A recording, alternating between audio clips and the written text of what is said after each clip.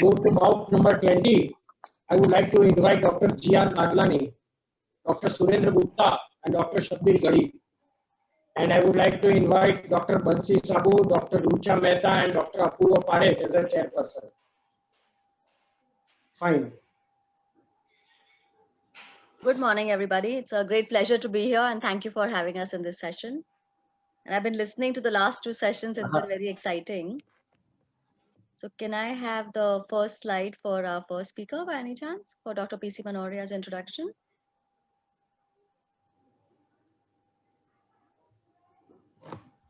Okay, great. So we will start off, we'll read the case in just a few seconds. We have Dr. P.C. Manoria will be speaking first with us. He is the director of the Manoria Heart and Critical Care Hospital in Bhopal. He's a former professor and head of Department of Cardiology at GMC Bhopal. And he's also been the honorary physician to the governor of MP. He's the past national president of CSI, API, ICC, and the past dean of ICP, ICMU. And, you know, his accolades need, we would run short of time. He's also the past chairman of the Hypertension Council, Asian Pacific Society of Cardiology, and the past vice president, SARC Cardiac Society. He has been awarded several achievement awards. Amongst them noteworthy is the Lifetime Achievement Award during the WCCPC 2008 by Bharat Ratna Honorable Shri AP Abdul Kalam. He has also organized several national and international conferences for the last 40 years. He has edited 33 books and 64 publications, and probably several more in various journals. So without further ado, I will hand it over to Dr. Manoria. So should I be reading the case out, or? I will do. Yeah, you'll do the honors. Thank you, sir.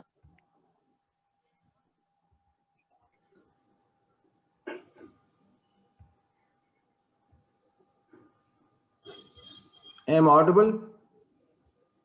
Yes, sir. Please go ahead, sir. Okay. So at the outset, I'd like to thank Dr. Kamal Sharma for inviting to this wonderful conference. The topic for the bout 20 is CAD and diabetes. The case which I am confronted with is shown on your screen. In simplistic manner, this case has abnormalities in all the three components of the cardiometabolic syndrome, cardiometabolic continuum. He has an established CAD. He has undergone angioplasty to LED 3 years back. He has CKD stage 3B. He has HFrEF. He is overweight and has inadequate glycemic control. All these features mark him out as a very, very high risk case, and he needs urgent focus and attention. He's on an SGLT2 inhibitor, metformin, and insulin glargine. The question posed to me is, what will be the next line of anti-diabetic medication apart from the medication which is already on, along with diet and lifestyle modification? The obvious answer is GLP receptor agonist, because if you utilize GLP receptor agonist in this patient, it will target 4 out of 5 abnormalities present in this patient. It will improve the glycemic control. All of us know diabetes is caused by the ominous octet of defrenzo.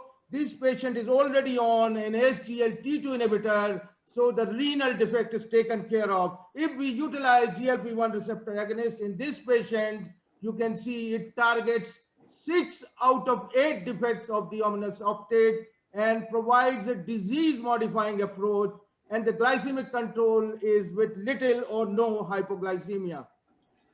And trials have shown that produces good HbA1c reduction. As you can see, larger number of patients achieve HbA1c target. What would be the effects on the cardiometabolic profile? It decreases weight, as you can see on this slide, also decreases blood pressure, and therefore improve the cardiometabolic profile of this obese individual.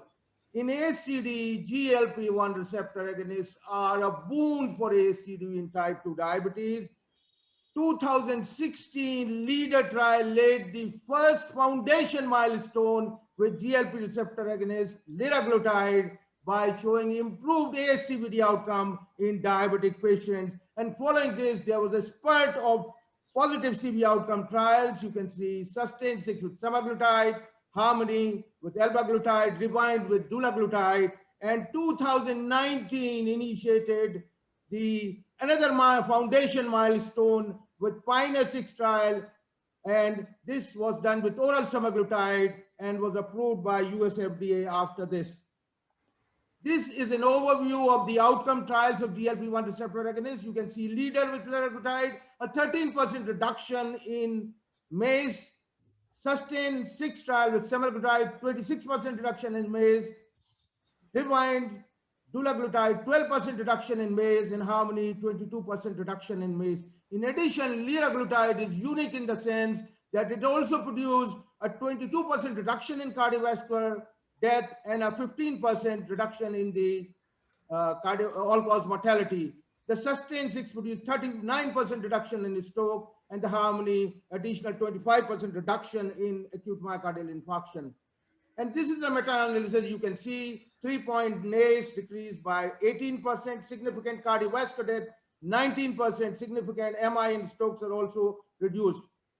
And there are a panoply of mechanisms by which GLP-1 receptor benefits atherosclerosis. You can see on the slide on the left side. It also benefits MI by multiple mechanisms. You can see it on the right side. The myocardial salvage index, the infarct side, the LV ejection fraction in STEMI was significantly improved with these agents.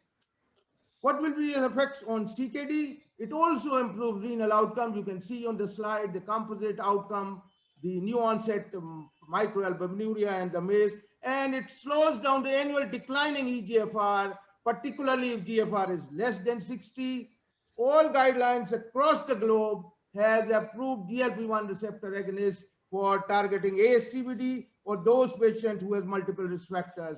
But distressingly enough, the utility of GLP is less than 10% in the Western population and much less in the Indian population. The two barriers which are often talked are that this is a costly drug, but you have to realize 80% of the cost of treatment of diabetes lies in the treatment of complications, and all these complications are preventable with early, appropriate, and optimum initiation of treatment. And therefore, the criticism that liraglutide is costly is inappropriate because in the long run, it is going to be cost effective. The second barrier, which is often talked about, is the injectable therapy. Now, with oral semaglutide going to be available in the country very soon, this injectable limitation will also become evanescent in near future. And we know oral semaglutide is a co-formulation with SNAC, which increases its absorption, and it will also improve the acceptance and adherence in compared to the injectable GLP-1. And the dose is 14 milligram once daily, which is gradually built up. It is to be taken on an empty stomach and nothing to be taken for the next 30 minutes. The cardiovascular outcome trial SOUL is ongoing, and several other interesting trials are ongoing with this molecule. During the last couple of years, there has been a sea change in diabetes care, and currently we are in the era of CV risk reduction with new anti-diabetic agents, GLP-1 receptor agonists and SGLT2 inhibitors. But distressingly enough, the management of diabetes is still largely focused around glycemic control and glycemic control. Don't forget, you can die of an acute myocardial infarction with an excellent HbA1c of 6.5 as this individual, and there are similar milestones in the graveyard. Good glycemic control does not prevent acute myocardial infarction, particularly when using the conventional anti-diabetic agent. All of us know the mere presence of diabetes decreases your life by 6 years, and an MI then stroke gets superimposed by 12 years, and both get superimposed by 18 years.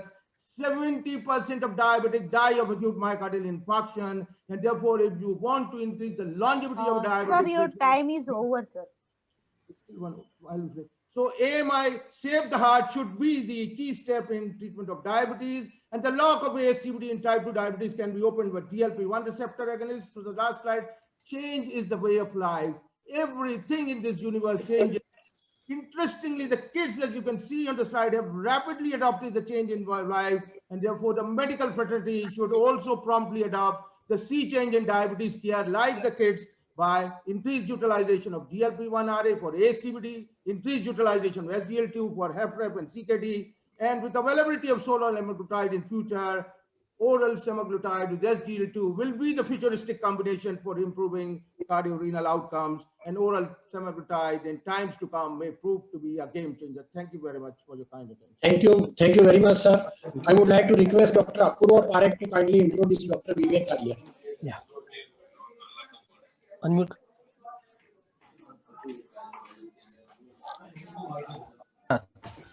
Thank you very much. Vivek is a very good friend of mine. He's a senior consultant endocrinologist and diabetologist. Am I audible? Yeah. He has done his MBBS in 1992 at BJ Medical College, Ahmedabad. MD 1995 in the BJ Medical College, DM in 1998, Lucknow. He worked as assistant professor of Nizam Institute of Medical Science at Hyderabad. He has worked for the Department of Chief Consultant Endocrinologist at Beluru Hospital, Dubai. He has published 17 papers in various national and international journals. Some of papers are landmark studies in the field of bone and mineral metabolism. He has presented more than 50 papers at various national and international conferences. So now I am inviting Dr. Vivek to give his talk.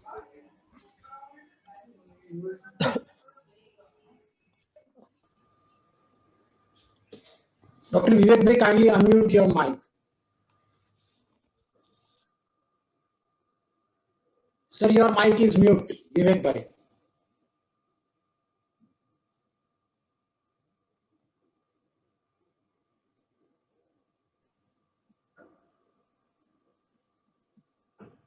Yeah, good afternoon, everybody. I think I am audible and my slides are visible to everyone. No, sir, your slides are not visible. Screening will pause. Somebody has paused my screening. I have not paused. Should I? Hello Neelam, sir मैं stop share कर रही हूँ, आप वापस share कीजिए sir. Oh, share it again, sir. all right, all right. So hopefully now my slides are also visible and I am also audible. Thank you, Kamal, for giving me You opportunity. are audible, but your Sir, slides sir. are not visible. Sir double click करें उस पे. Slide पे? Yes sir.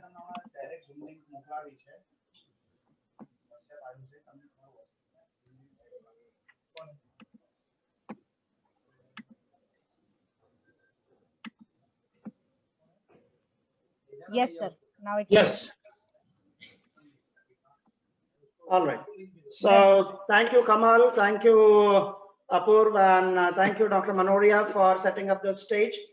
Probably in the scenario, we'll take up the same patient once again, like who is a poorly controlled diabetic with the ejection fraction of 42%, grade 2 diastolic dysfunction, and NYHA class 2 with a creatinine of 1.8 and EGFR of 35.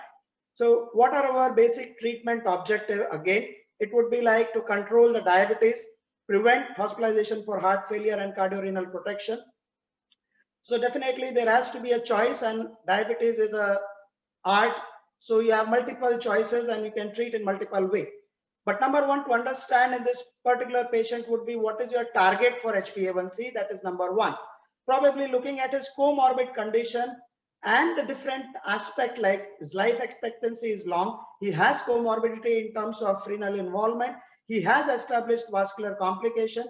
Patient preference I have put as a moderate because we don't know in depth. Resources probably has exhausted quite good amount of resources in getting a PTCA done and already is on insulin and SGLT2 inhibitor. So he has a limited resources. So looking at all the factor, target would be to have less than 7.5 as a target for his HbA1c. As already discussed, the metabolic cardiorenal continuum which is there, and you have basically time for primary prevention, which probably we have lost it. Now we have time for secondary prevention in terms of regressing the cardiovascular and renal damage and preventing end stage heart disease or end stage kidney disease.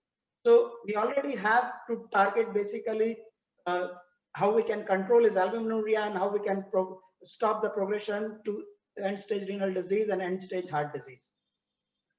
The treatment option what we had earlier with older drug and which have found to be devastating, and it has been shown by these 3 trial, ACCORD, ADVANCE and VADT, that severe hypoglycemia happens when you start treating and there is a subsequent mortality is there.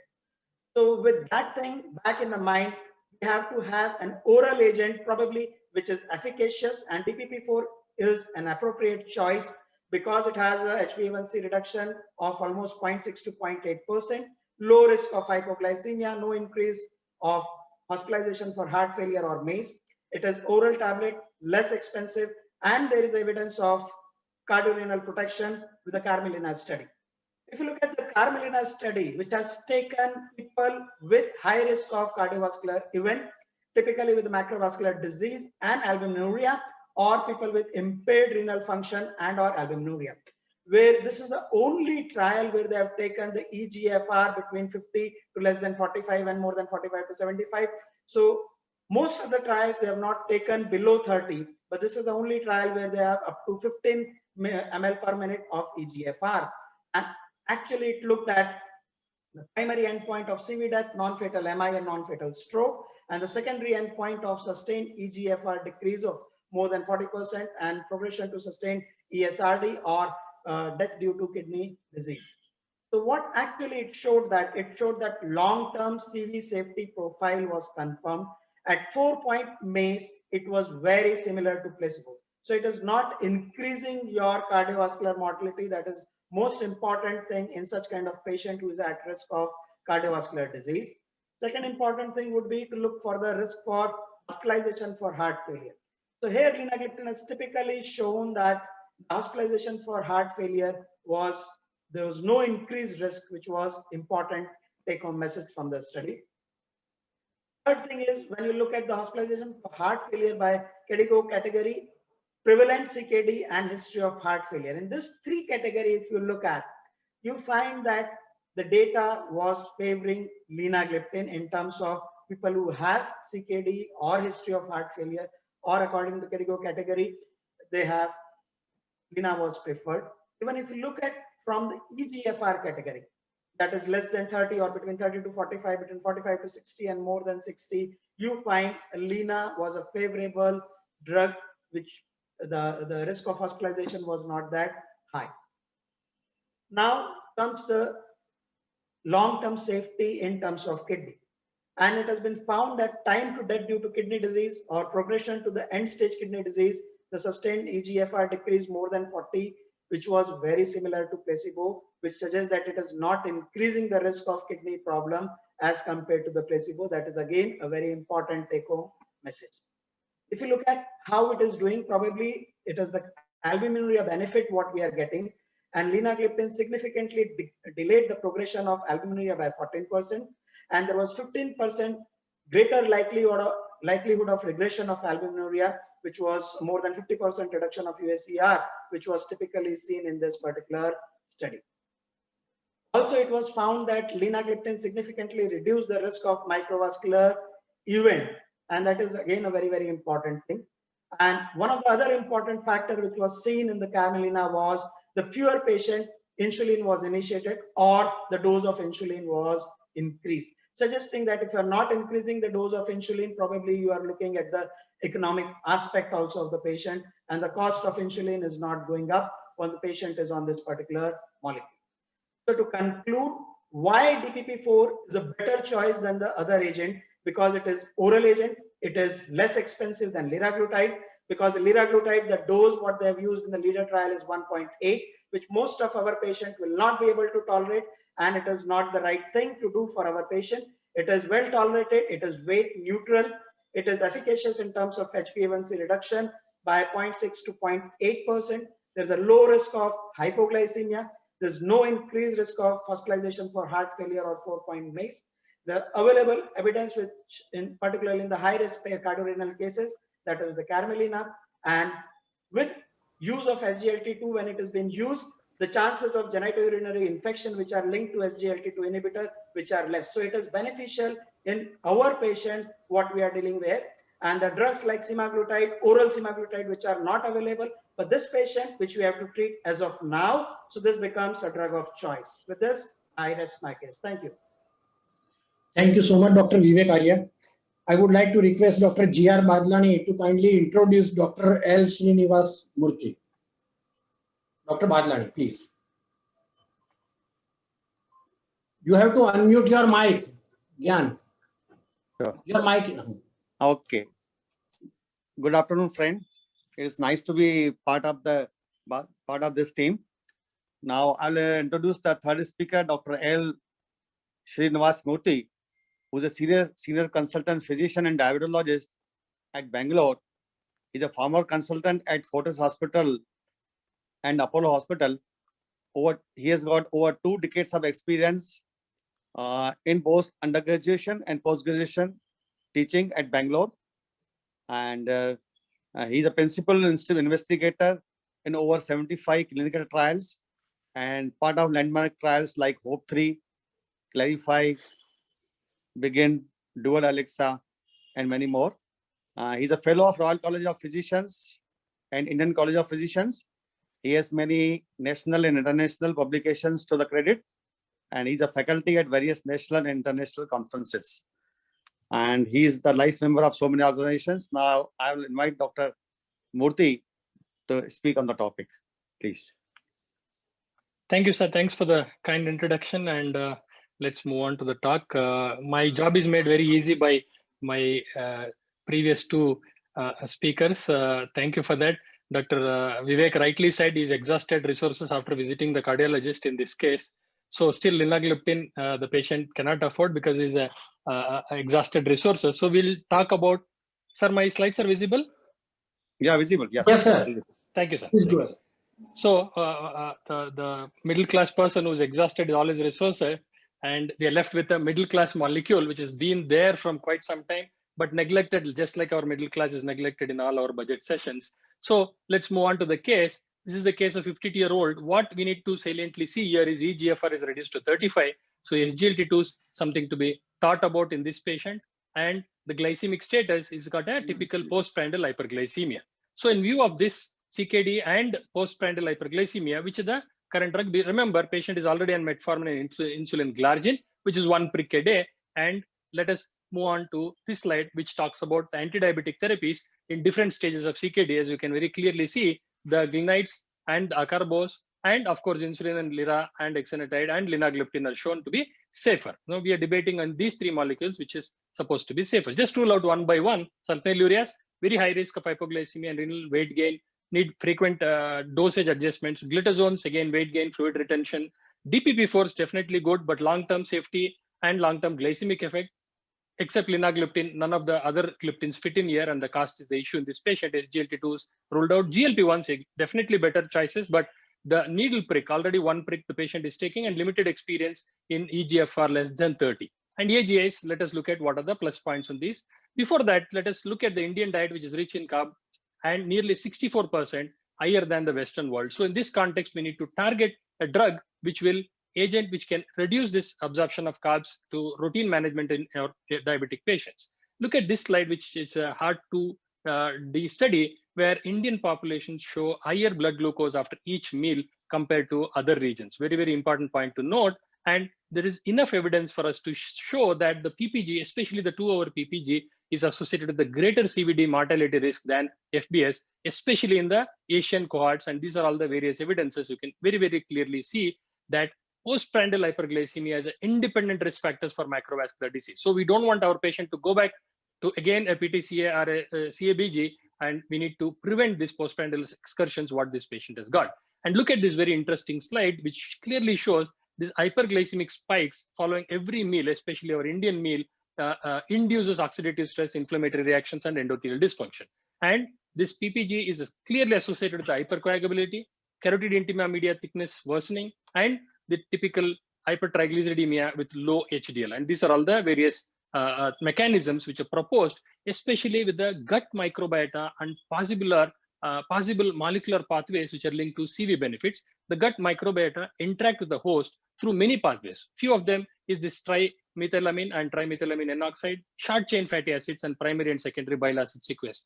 So it's very, very important to note that gut microbiota, inflammation, and diabetes, lot of research is going on now, including fecal implantations. I'm sure all of you are aware about.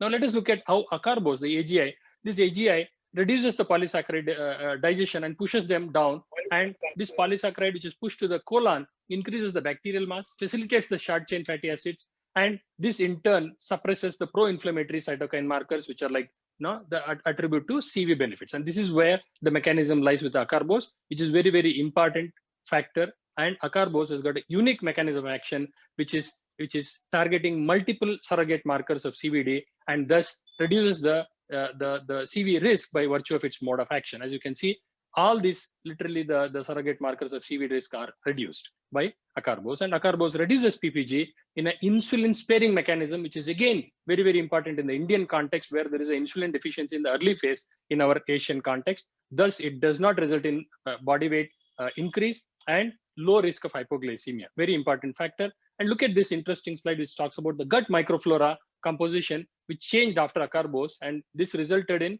the megasphaera could potentially transform carbohydrates into short chain fatty acids with a beneficial effect of lactobacillus growth.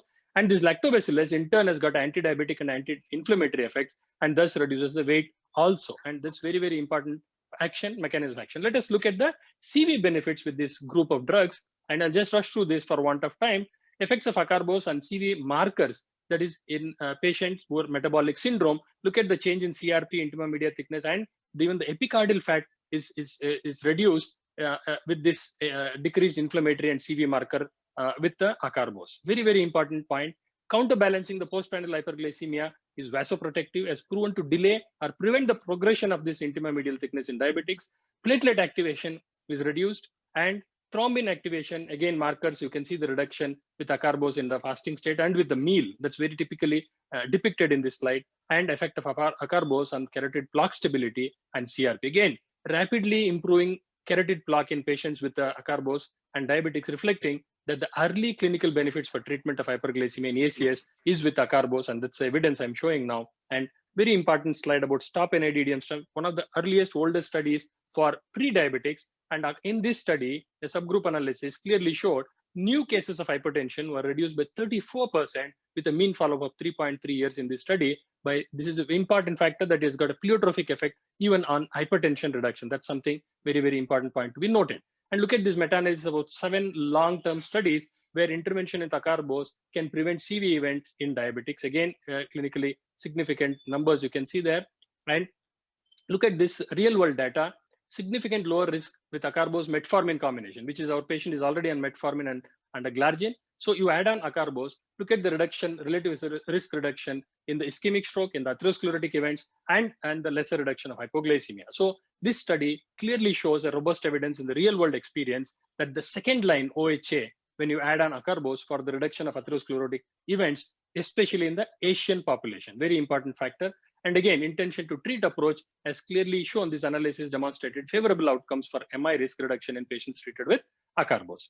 And few words about ripaglinide. You know, this is a glucose dependent one. It's taken with meal to cut off the postprandial hyperglycemia. Now, the important factor is what I want you to concentrate is recommendations of various societies that for the reduction of PPG in the background of CKD in diabetic patients. And this is the evidence to show CV safety of ripaglinide as well, associated with the lower risk of cardiovascular events. And look at this reduction with the CMIT regression is also seen. This is a paper published in Circulation. This is with the ripaglinide. Very important factors. So the key takeaway, diabetes and CV disease are both global epidemics. In Indian context, the postprandial hyperglycemia is very, very significant. Acarbose, by benefiting the surrogate markers of CVD, is very useful drug for reduction in the CVD risk, especially in our Indian context, and it also improves the gut dysbiosis. Recent robust real-world evidence has demonstrated significant lower risk of acarbose and metformin for ischemic strokes, atherosclerotic and hypoglycemic events compared with the other combination. And this slide clearly includes the all-cause mortality, the cardiovascular events, the risk of hypoglycemia, weight gain, and A1C reduction, and the dose adaptation. In the last column, you can see the usage of acarbose is one of the things which can be safely used. So this clearly talks about the different classes of glycemic lowering agents and different outcomes. And this is one slide which can be very, very beneficial for us to take a decision, especially in our index case. And so acarbose is a best choice in this patient because it reduces the hyperglycemia, glucose variability.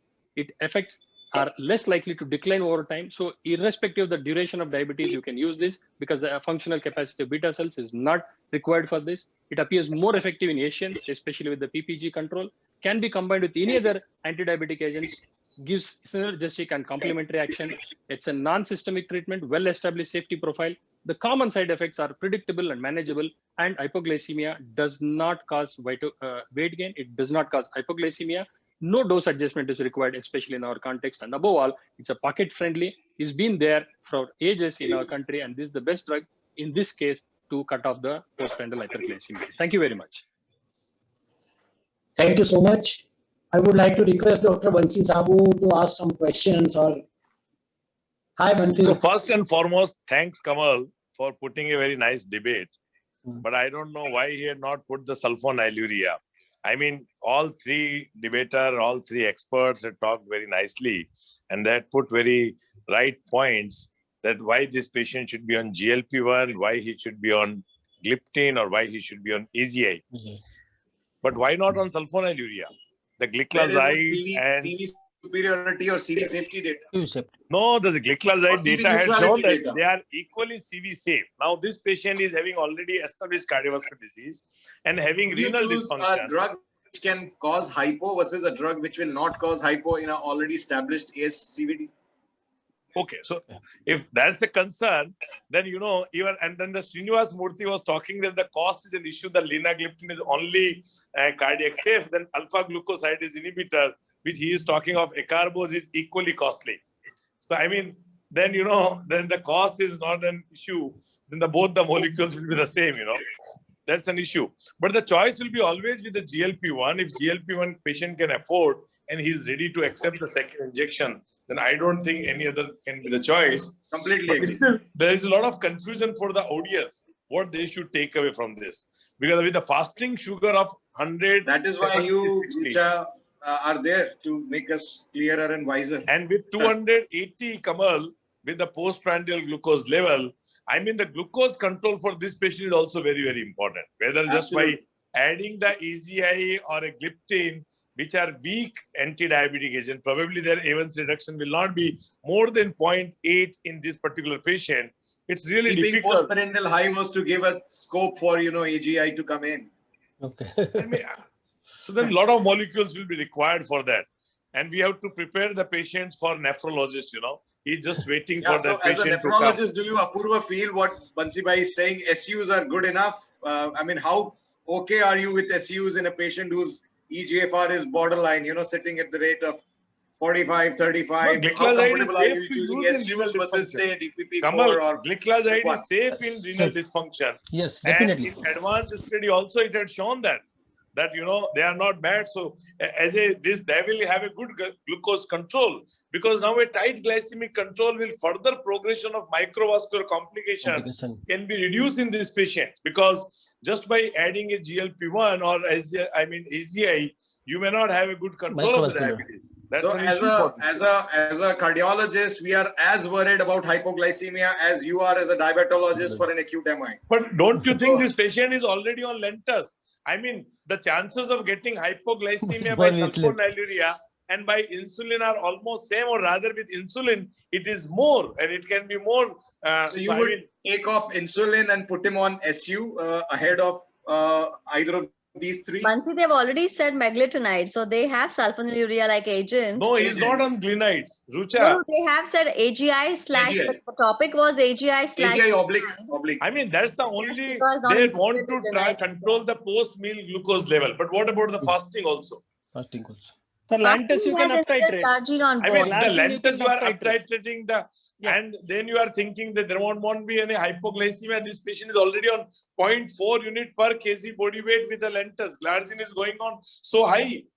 Sir, but if you add sulfonylurea, that will worsen. The chances of I hypoglycemia agree, will worsen. but the gliclazide had shown that. I mean, I'm not going in the debate for that, but for the out of three, the GLP with the choice, definitely with the patient with established cardiovascular disease, with the current data, if we have, if patient can't afford that, then does not mean that either you try with the gliptin and AGI, they are equally costly, and you can think of, if the cost is a major issue, then I will think of putting the patient on a gliclazide, because a Gliclazide. tight glycemic control is equally important.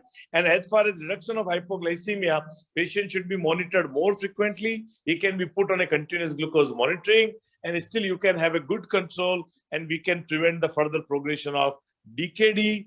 And there are many more factors which require for this patient. Just by putting the medication is not sufficient. It's an education which is more important. I think we are talking about an ideal world. Dr. Kamal wants to talk about at UN Mehta, where GLP-1 analogs are free to all patients. So that's why he's put at the first choice. No, the GLP is a choice, Rucha. I mean, there's no doubt about it. If patient can But just afford, for the audience, I I will want go them with to hear Dr. that a PC second Manoria. time. GLP-1 Definitely analogs. the GLP is a choice. So what are your reasons, Dr. Bansi, as a diabetologist, and then to Dr. Apurva, in this particular patient to put GLP-1 as a first choice? So Dr. Bansi, first from you, why are you saying that GLP-1? You know, we've heard from the audience, but what is the take-home message regarding that, you know? So the GLP-1 will take care of the post-meal glucose also, but here with the reduced, renal function.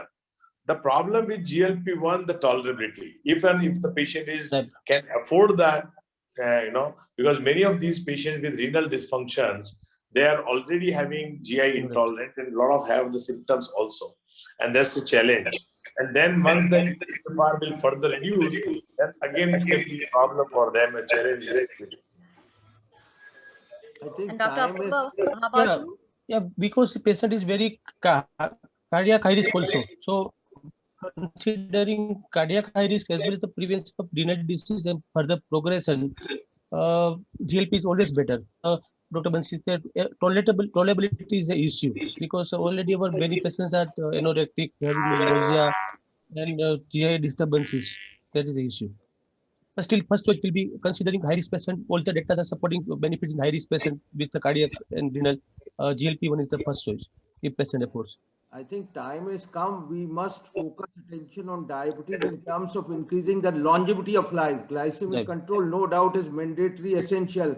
And unless we use both these agents, and newer one, the longevity of life cannot be increased. And the same slide would continue 6 years and 12 years. Our aim is to slash down 12 years Without the mortality. in 6 years to 4 or 5 years. So that should be our aim. Cost, of course, is an issue. I agree with Only Dr. thing is that- Manoria fully that definitely the patients should be given a choice of GLP-1 if patient can afford and if he can tolerate, there's the choice of therapy. Yeah, but in leader trial, the dose they have used is 1.8 milligram, and probably I doubt not only 95% of our patients will not be able to tolerate that dose of 1.8. So if you are trying to compare or with the evidence, if you want that it should be the drug of choice or you want to use it, but that particular dose your patients are not going to tolerate it. So we have to look in toto that whether patient will be able to tolerate the dose for which evidence is available, rather than just using that molecule in a smaller dose and not getting the benefit out of it. I think to reduce the risk of pricks, we have a combination of basal insulin and the GLP-1. That can be another choice if going in favor of Manoria, sir. But again, when you go for a combination, if you go for Zultofi, the issue is that it has a fixed combination. Yes, if you increase insulin, that for any FDC, you have a limitation. Where you want to have a different, you want to give only 10 units of glargine and you want to give 1.8, which may not be possible. With 10 unit of insulin, it will be only, I think 0.6 you will be giving with the liraglutide. So the dose will be very small if you are using Zultofi as a combination if you are using. That's a right FDC disadvantages. A separate kind of 2 injections minimum. And again, the cost would be a major burden. And third thing, the tolerability. Third issue. Great. I think it is very clear, Kamal bhai. Can we go ahead with the next session? Chairpersons, if you want to have your final comments and we can close. Dr. Sabu, Dr. Kamal, everybody, bye-bye. Bansi, your last comment here. In the last comment, still the final answer cannot be there. It has to be individualized. The therapy has to be individualized. It depends on multiple factors, the cost, injectable choice of the therapy from the patient, as well as the doctor. So everything's are important. And still, if patient can afford, the GLP-1 is very good. The second, I will also go with the gliptin if patient. The second can be given gliptin. Occasionally, we do use the AZI also to control the post-meal glucose. And as in Indian patients, we do use a lot of patients on the sulfonylurea with the reducing renal function. We may use, but definitely the hypo risk is high. But then continuous glucose monitoring and regular monitoring may help to reduce the hypoglycemia too for these patients. So Bansi it's- is a very good politician. I must say. He satisfied. Kisan ka bhi ho gaya, government ka bhi ho gaya. Thank you. Thank you so very much. Thank you. Okay, sir, thank you.